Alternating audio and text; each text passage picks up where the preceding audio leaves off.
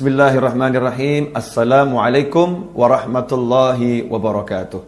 Kaum muslimin dan muslimat yang dimuliakan Allah, alhamdulillah kita berada di bulan Sya'ban yang dimuliakan Allah Ta'ala, bulan yang terletak di antara Rajab dan Ramadan, yang mana Nabi kita Muhammad sallallahu alaihi wasallam telah menyatakan kepada istri beliau Aisyah radhiyallahu ta'ala anha, ketika Sayyidah Aisyah radhiyallahu ta'ala anha bertanya kepada beliau, mengapa beliau tampak berpuasa lebih banyak di bulan Sya'ban ini dibandingkan bulan-bulan yang lain. Maka Rasul pun bersabda sallallahu alaihi wasallam, "Dzaka syahrun yaghfurun nasu anhu baina Rajabin wa Ramadan, wa huwa syahrun turfa'u fihi al-a'malu ila rabbil alamin, wa uhibbu an yurfa'a 'amali wa ana sha'imun." Bulan Sya'ban adalah bulan yang banyak dilupakan oleh umat manusia.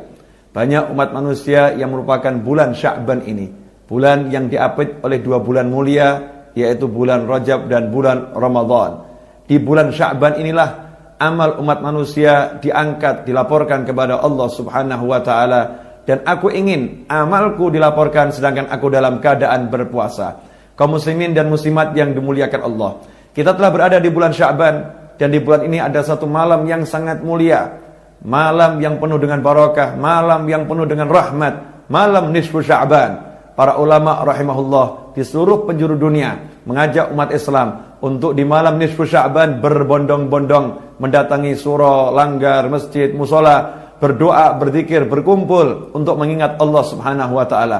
Karena itu, mari di malam nisfu Sya'ban di bulan ini yang insyaallah jatuh pada hari Kamis malam Jumat 11 Mei, kita semua mendatangi surau, langgar, musola, dan terutama masjid untuk berkumpul, berdoa, berzikir kepada Allah Subhanahu wa ta'ala.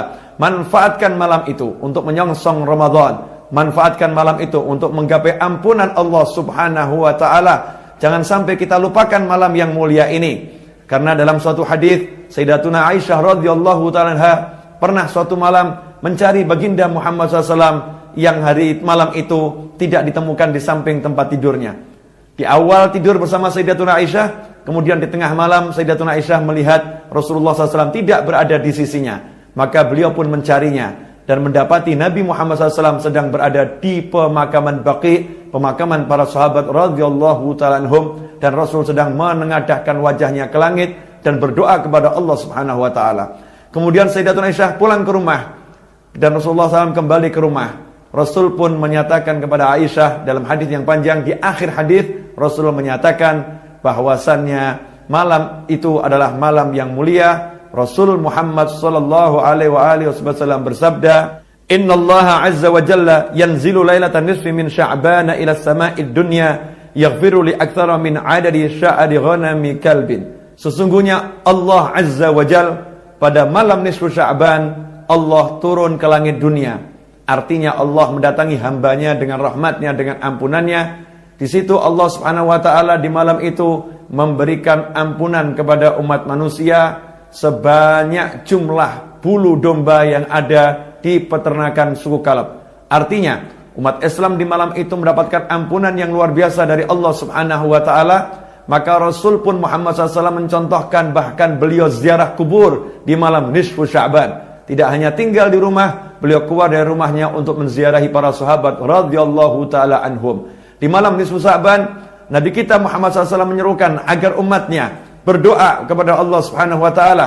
Dalam suatu hadis Nabi Muhammad SAW bersabda, "Idza kanat lailatul nisfi min Sya'ban faqumu lailaha wa sumu naharaha, fa innallaha yanzilu fiha li ghurubi syamsi ila sama'id dunya, fayaqulu ala min mustaghfirin li fa aghfir lah, ala mustarzikun fa arzuqah, ala mubtalan fa u'afiyah, ala kadza hatta yatlu'al fajru." Nabi kita Muhammad SAW bersabda bahwasannya di malam nisfu Sya'ban hendaknya kalian semua malam itu bangun beribadah kepada Allah Ta'ala, dan keesokan harinya di siang harinya berpuasalah kepada Allah Subhanahu wa ta'ala.